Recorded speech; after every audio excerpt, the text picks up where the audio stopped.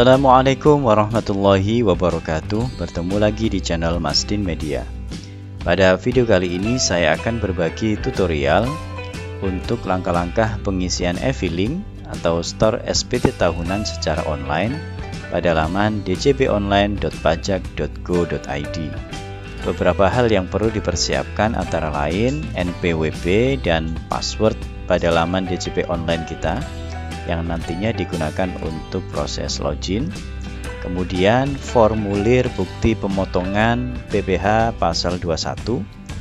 Dalam hal ini saya akan menggunakan formulir 1721-A2 yang merupakan formulir khusus PNS, TNI atau Polri. Kemudian yang tidak kalah penting adalah email. Ini nanti akan kita gunakan untuk proses konfirmasi pada saat pengiriman SPT secara online. Baik, jika ini sudah kita siapkan, maka selanjutnya kita bisa membuka web browser. Kemudian kita ketikkan di alamatnya adalah djponline.pajak.go.id. Kemudian kita tekan tombol enter. Baik, pada tahun 2021 ini ada informasi pemberitahuan seperti ini. Jadi bagaimana cara kita mengaktifkan profil kita pada laman DJP online yang terbaru. Oke, jadi ini kita tutup terlebih dahulu. Kemudian yang pertama kita masukkan NPWP kita. Saya akan copy paste dari sini. Jadi saya copy, paste, dan kita masukkan passwordnya atau kata sandi. Oke, kemudian berikutnya kode keamanan. Silakan diikuti yang tertulis di sini. Jika tidak begitu terlihat, bisa diklik untuk merefresh kode keamanannya. Oke, misalnya seperti ini, ANC2W. Oke, jika sudah terisi semua, kita bisa tekan tombol login. Kita tunggu prosesnya. Ya, seperti ini. Ada peringatan untuk bisa mengakses layanan DJP online. Dimohon agar melakukan konfirmasi dengan menekan tombol ubah profil. Jadi informasi seperti ini diaktifkan mulai tahun 2021 untuk memastikan data profil kita sudah benar. Oke, kita bisa tekan tombol OK. Ya, kita akan diarahkan ke laman ini, ya, bagian profil. Pastikan kita telah mengentrikan data dengan benar sesuai dengan kondisi saat ini. Silakan jika ada perubahan bisa dituliskan pada kolom yang disediakan. Di sini ada informasi apabila terdapat data yang tidak sesuai, kita bisa menghubungi KPP administrasi terdekat. Dan yang tidak kalah penting di sini ada data nomor telepon. Pastikan kita telah mengentrikan nomor telepon dengan benar. Oke, jika data yang kita entrikan sudah benar, maka kita bisa menekan tombol ubah profil. Kemudian akan ada konfirmasi seperti ini. Apakah Anda yakin ingin mengubah? Kita bisa menekan tombol ya. Oke, sukses. Ubah profil berhasil dilakukan. Oke, kita bisa klik ya sekali lagi. Kemudian kita bisa melanjutkan proses pelaporan SPT tahunan dengan menekan tab lapor. Oke, bisa kita klik. Ya, di sini ada menu e-filing, ya, yaitu menu yang digunakan untuk penyampaian SPT secara elektronik. Ya, lebih mudah, lebih cepat, dan lebih aman. Oke, kita bisa klik e-filing. Ya, akan muncul seperti ini tampilan e-filing kita. Ada 4 tab menu, mulai dari arsip SPT, buat SPT, draft SPT, dan bantuan. Untuk arsip SPT ini berisi data-data histori SPT tahunan kita pada tahun-tahun sebelumnya. Ya, seperti ini bisa dilihat tahun 2019, 18, 17, 16, dan terakhir tahun 2015. Oke, untuk arsip SPT pada tahun sebelumnya ini bisa kita manfaatkan untuk sebagai referensi pada saat nanti kita mengentrikan SPT pada tahun yang berlaku saat ini. Jadi misalnya kita bisa melihat arsip untuk tahun 2019 ini dengan menekan menu lihat SPT yang simbolnya seperti ini. Ya, ini bisa kita klik untuk melihat rincian SPT pada tahun 2019.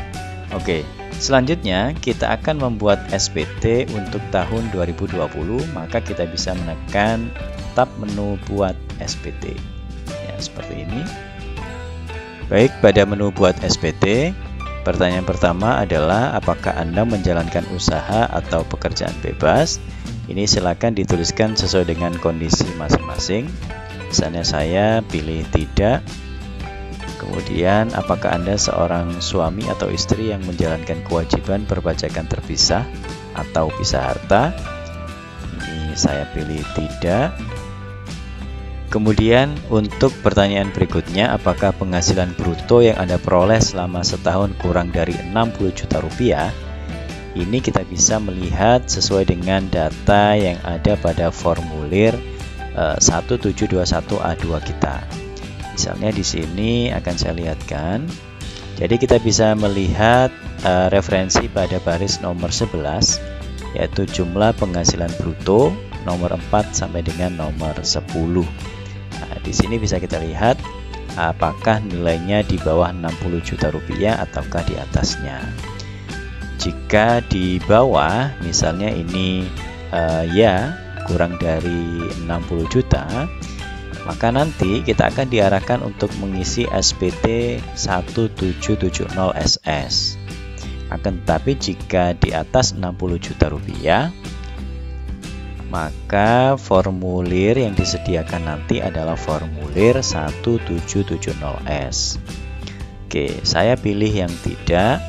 Kemudian di sini Anda dapat menggunakan formulir 1770S. Pilihlah form yang akan digunakan. Maka kita bisa memilih dengan bentuk formulir. Oke, jika kita pilih dengan bentuk formulir, maka kita bisa klik tombol SPT 1770S dengan formulir. Oke, maka selanjutnya kita akan diarahkan untuk mengisi tahun pajak. Maka kita pilih tahun 2020. Kemudian untuk status SPT ini ada dua pilihan, normal dan pembetulan. Normal ini artinya kita baru mengisi pada tahun 2020 ini. Akan tetapi jika kita sudah pernah mengisi pada tahun 2020, kemudian ternyata ada data yang salah, kita bisa memilih pembetulan. Jika kita pilih pembetulan, maka akan muncul pertanyaan pembetulan yang keberapa. Oke, saya akan pilih normal karena ini adalah SPT yang pertama pada tahun 2020 dan bukan pembetulan. Oke, selanjutnya kita bisa tekan tombol selanjutnya. Oke, baik. Kemudian kita akan diarahkan mengisi pada bagian A tentang penghasilan yang dikenakan PBH final dan atau bersifat final. Ini kita bisa menekan tombol tambah untuk mengisikan. Oke, yang pertama sumber atau jenis penghasilan. Ini kita bisa pilih sesuai dengan kondisi yang ada di formulir 1721A2 kita. Misalnya di sini akan saya pilih nomor 6, honorarium atas beban APBD APBN. Oke, kita pilih ini. Kemudian kita tulis penghasilan bruto kita sesuai dengan yang ada di poin nomor 11 tadi. Ya, kita tuliskan di sini. Kemudian untuk PPh terutang, ini kita bisa lihat pada baris yang ke-22, PPh pasal 21 terutang, di sini tertulisnya nihil. Berarti bisa kita tuliskan angka 0. Kemudian kita tekan tombol simpan. Oke, sudah masuk untuk yang bagian A. Selanjutnya kita bisa menekan tombol lanjut ke daftar harta. Ya, kita akan masuk pada bagian B, harta pada akhir tahun.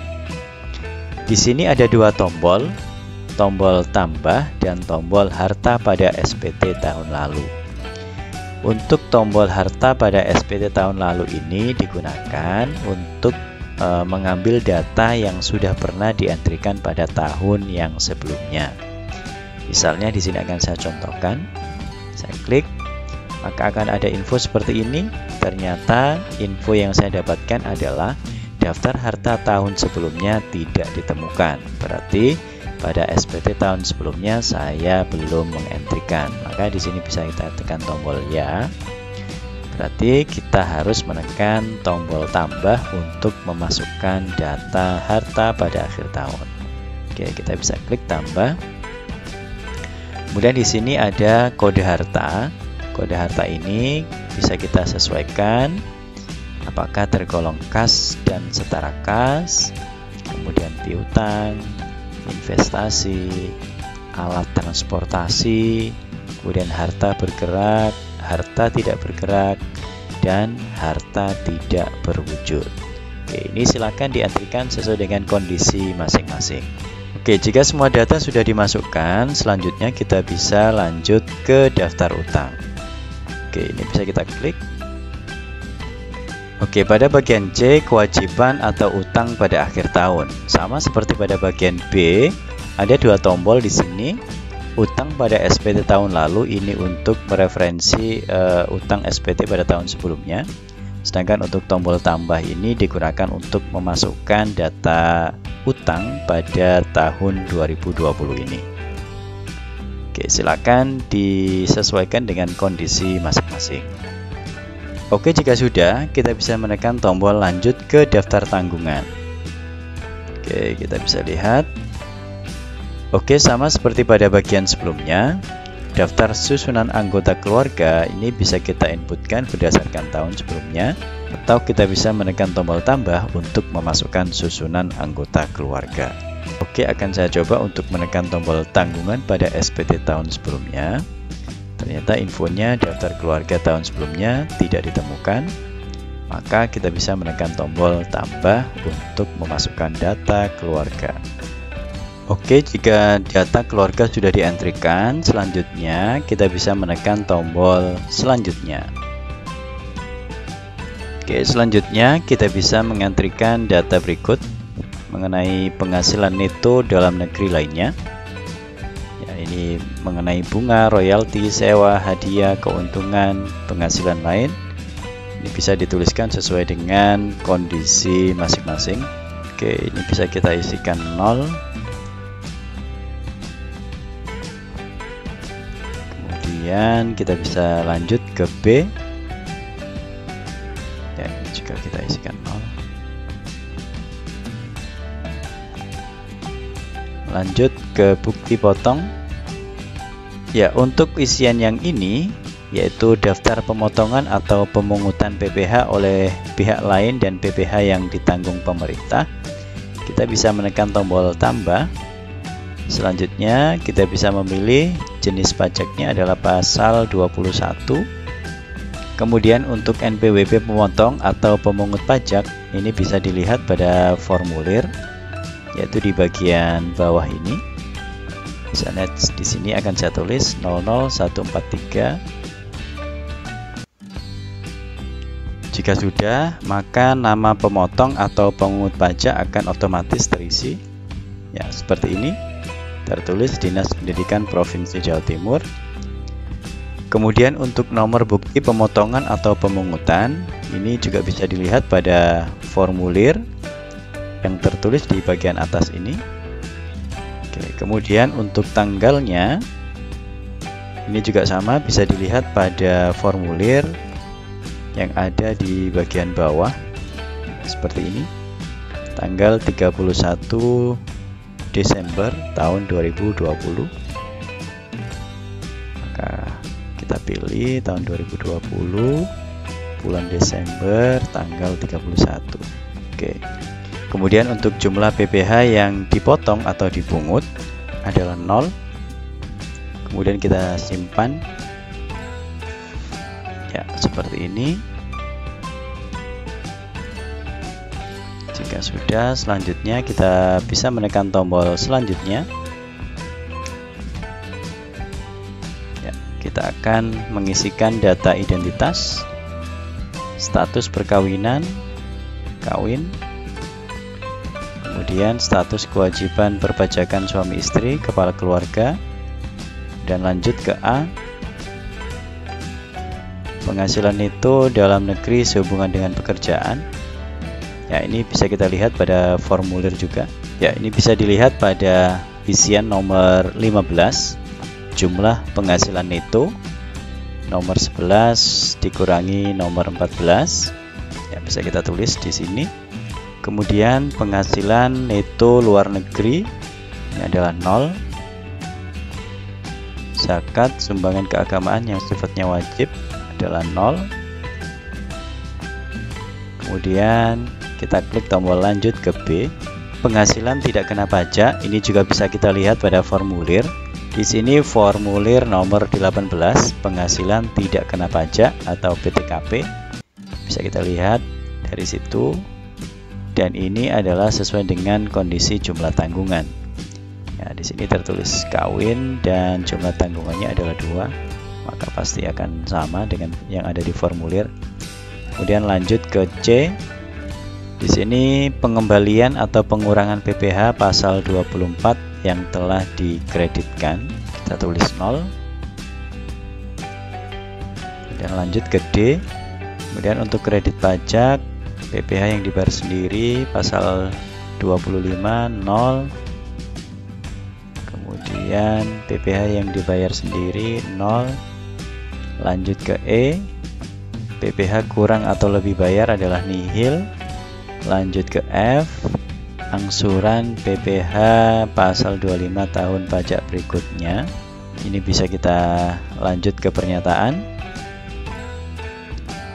Di bagian ini disebutkan bahwa dengan menyadari sepenuhnya akan segala akibatnya termasuk sanksi-sanksi sesuai dengan ketentuan peraturan perundang-undangan yang berlaku, saya menyatakan bahwa apa yang telah saya beritahukan di atas adalah benar, lengkap, dan jelas. Ini kita harus centang tanda setuju untuk bisa menekan tombol selanjutnya. Oke, sudah 100%. Maka ringkasan SPT kita adalah seperti ini. Ya, tertulisnya adalah nihil. Kemudian yang berikutnya yang harus kita lakukan adalah ambil kode verifikasi dengan cara klik di sini. Kita bisa memilih media pengiriman kode verifikasinya, apakah ke email atau ke SMS ke nomor yang sudah kita enterkan pada profil. Ya, kita bisa pilih salah satu, misalnya kita pilih ke email, kemudian klik OK. Ya, sukses, token telah dikirim ke email Anda. Kita tekan tombol ya, kemudian kita bisa cek ke email kita. Ya, tertulis di sini ada satu buah email e-filing, kita bisa buka. Kemudian kita bisa copy kode yang diberikan untuk melakukan verifikasi dan kita masukkan di sini, kita copy paste, dan yang terakhir kita bisa menekan tombol kirim SPT. Ya, jika sudah muncul informasi seperti ini, maka SPT Anda berhasil dikirim. Bukti penerimaan elektronik telah dikirimkan ke email Anda. Oke, kita bisa pilih salah satu respon kita terhadap layanan ini, bisa puas atau tidak puas. Oke, saya klik puas. Oke, maka arsip kita akan bertambah, yaitu tahun 2020 dengan statusnya nihil. Kita juga bisa cek ke alamat email kita, apakah sudah masuk. Ya, seperti ini, sudah masuk e-filing bukti penerimaan elektronik yang merupakan bukti sah bahwa kita telah menyampaikan SPT tahunan untuk tahun 2020. Oke, demikian yang bisa saya share, mudah-mudahan bermanfaat. Kurang lebihnya saya mohon maaf. Jika ada pertanyaan ataupun request, bisa disampaikan di kolom komentar.